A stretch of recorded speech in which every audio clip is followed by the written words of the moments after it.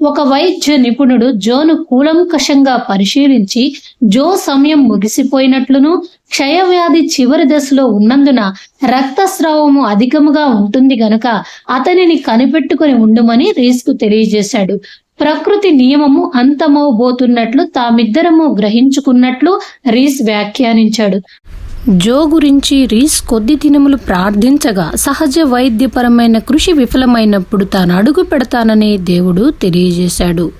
అంటే బహుశా ఈ వైద్యం వలన ఉపయోగం ఉండదని రుజువు చేయటం దేవుని ఉద్దేశమేమోనని రీస్ భావించి ప్రస్తుతానికి వైద్య సలహా పాటించమని జోకు తెలిపాడు. ఒక దినమున పూర్తిగా కృంగిపోయి తానిక మరణమవబోతున్నట్లుగా భావించి చివరిసారిగా తన స్వదేశమును చూడాలనే కోరిక వ్యక్తం చేస్తూ ధైర్యమును కోల్పోయి వెక్కి వెక్కి ఏడుస్తుంటే రక్తము కక్కుకుంటాడేమోనని రీస్ జో గురించి భయపడుతున్నాడు. రైనమ్మాన్ నుంచి మడీరాకు తీసుకుని వెళ్ళి అతనికి అక్కడ ఖరీదైన వైద్యము ఇప్పించాలని చెప్పి రీస్ సబెల్స్ గారు ఆశించాడు.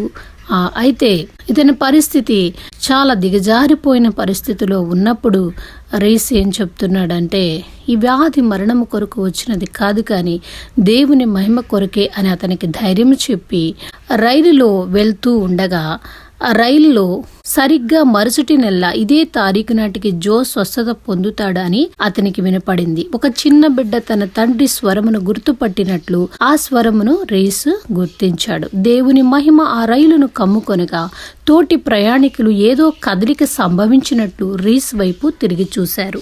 జోను గురించినటువంటి విజ్ఞాపనకు జవాబు వచ్చినందున రీస్ కు ఆ నెల కూడా సెలవు దొరికింది. ఈ సంగతి రాకి అనేకులు ఆసక్తితో వీరిని చూచేందుకు వస్తున్నారు. దైవిక స్వస్థతకు ఇంకొక వారం గడువుండగానే రీస్ వారి తిరుగు ప్రయాణపు ఏర్పాట్లను పూర్తి చేసి ఓడ టికెట్లు కూడా బుక్ చేశాడు.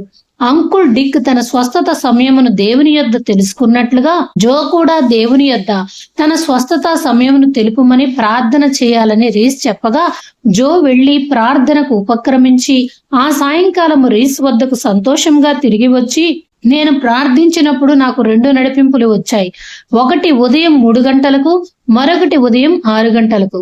అయితే మొదటిది సాతాను మోసం చేయబోతున్నట్లుగా కనపడుతున్నది గనక ఉదయం 6 గంటలకు దేవుడు నన్ను స్వస్థపరచబోచున్నాడు అంటూ సంతోషంగా తెలియజేశాడంట. ప్రభువు విడుదలను చూచిన వెంటనే జో తండ్రికి ఆ విషయమై టెలిగ్రామ్ ఇవ్వాలని నిర్ణయించుకున్నారు. ఆ రాత్రి ఉత్కంఠతో వారిద్దరూ దాదాపు నిద్రపోలేదు. రీస్ ఉదయం 6 గంటలకు జో కొరకు ఎదురు చూస్తుండగా జో తన తల మీద రగ్గు కప్పుకొని నెమ్మదిగా వచ్చి గద్గద స్వరముతో, నేను నిన్న ఎలా ఉన్నానో ఇప్పుడు కూడా అలాగే ఉన్నాను, నాలో ఏ మార్పు లేదు అన్నాడు. అంతలోనే పరిశుద్ధాత్ముడు రీస్తో మాట్లాడుతూ, ఇప్పుడు టెలిగ్రామ్ ఇస్తున్నావా అంటూ అడిగేసరికి రీస్ చేష్టలుడిగిపోయాడు.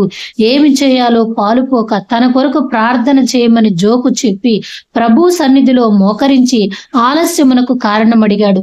నీ చూపును బట్టియు నీ స్నేహితుడు తాను స్వస్థత పొందినట్లు నీతో చెప్పు మాటను బట్టియు కాక నీ స్నేహితుని స్వస్థపరచుదునని నేను నీతో నెల క్రితము చెప్పిన మాటను బట్టి నీవు నన్ను విశ్వసించిన ఎడల అంకుల్ డిక్ విషయంలో చూచిన జేము కన్నా మరి గొప్ప జేమును చూడగలవని దేవుడు జవాబిచ్చాడు.